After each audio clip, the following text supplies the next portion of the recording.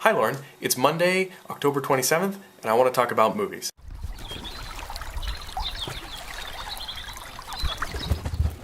So I really like the questions that you had about movies from your last video, and I've decided that I'll do that too. So your first question is what was the first movie that I remember seeing? So the first movie that I remember seeing is Beauty and the Beast. I saw that in the theaters with my mom. I remember having watched The Jungle Book. I don't remember watching it, but I remember being really excited about Beauty and the Beast because apparently it was supposed to be kind of like The Jungle Book. Is it possible to have a favorite movie? Yes. It's really hard for me, but it really depends on the time. But any movie, if I had to pick a movie that I could watch really at any time, it would have to be Star Wars, A New Hope. What films, so your next question is what films make me cry? You're gonna laugh at this because I just told you, I think it was yesterday, that The Princess and the Frog got me tearing up a little bit, and no one noticed, which I thought was pretty funny. But more completely, when we all went together to see Les Mis, I don't think there was a dry eye in that theater. That was a mess. What film would I choose to climb into? Well, Star Wars. I mean, how great would it be to have a lightsaber? But I think Midnight in Paris would be a good one. To be able to roam around Paris in the rain and then go hang out with all my favorite authors, that would be pretty great.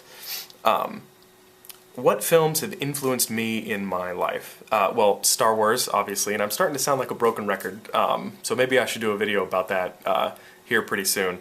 But Star Wars, for its lessons on kind of right and wrong, and how to interact with the world, and how to look at your life as you're growing up. Lord of the Rings was pretty good. More recently, The Secret Life of Walter Mitty really helped me put my priorities in line. And then you said Dead Poet Society, and that was a big one for me too. What film do you hate and why? So I agree, The Last Airbender was pretty terrible. I mean, it was like he never watched a single episode of that show. Now, The Village I didn't hate, but it was very, very disappointing. At first I loved it. It was an excellent horror movie that set up a really unique setting and cast of characters, but it really failed in the later half by stripping away all the sources of tension in the movie. It set up a really great horror story and then tore it down piece by piece until the very end. There was no mystery, and you just kind of left feeling kind of sad, and I don't know, it wasn't very good. I can't say I hate it, because it did a lot of things really well, but it was a disappointing one. And now, I know that you're not going to like this, but the first time that I saw Cabin in the Woods, I hated it. I felt like I had been cheated. I saw it now right when it came out, and the theater was pretty crowded. And I sat right behind a group of ladies that really, really liked Joss Whedon.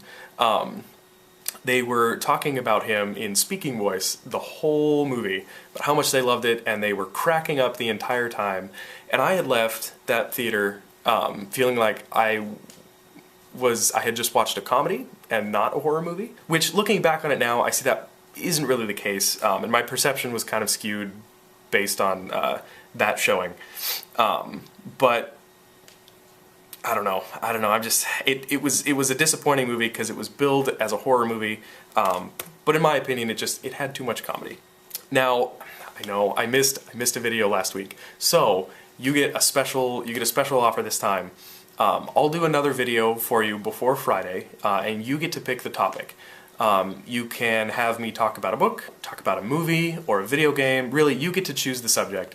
So go ahead and send me a message or comment below, and yeah, I'll take away with it. All right. Well, I'll talk to you before, but I know I'll see your face on Friday.